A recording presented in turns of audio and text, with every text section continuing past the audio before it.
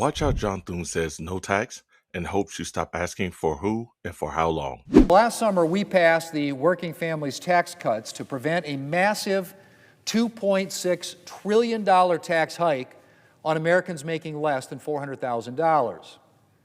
But we didn't just prevent a tax hike. In addition to ensuring that Americans could keep enjoying lower tax rates, Americans passed a number of additional tax relief measures. We boosted the standard deduction.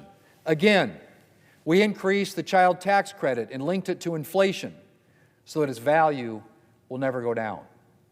We instituted no tax on tips. We instituted no tax on overtime, and more. And hardworking Americans are reaping the benefits. This tax season, more than 30 million seniors claimed the new bonus deduction for older Americans. More than 1 million taxpayers bought a new American-made car and were able to deduct an average $1,800 in auto loan interest on that new vehicle. More than 25 million American workers were able to deduct overtime pay from their taxes, resulting in substantial tax savings.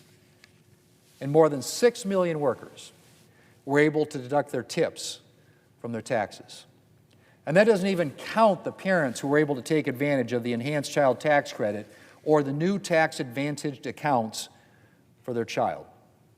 Or all of the Americans who benefited from our further increase in the standard deduction. Mr. President, the Working Families Tax Cuts is working for working families. First move, call the expiration of a tax hike to claim hero status. He frames it like Democrats try to raise your taxes and Republicans saved you. But a lot of that tax hike language is about scheduled expirations and extensions.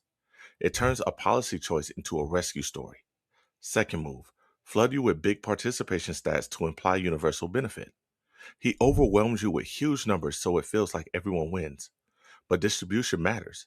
Independent analyses have found some provisions are temporary, and the overall package can still tilt benefits upward while offsetting costs elsewhere. Here's the truth. These are not blanket no tax promises. The IRS describes them as new deductions with rules, caps, income phase-outs, and they are temporary through 2028. Overtime applies only to premium portions, not your whole paycheck. Car loan interest has eligibility rules, including final assembly in the U.S. No tax is the branding, not the fine print. So who actually benefits, who gets left out, and what happens when the no tax deductions expire? Comment your take. Like this video, subscribe, or follow, because the real fight is over whether slogans replace receipts.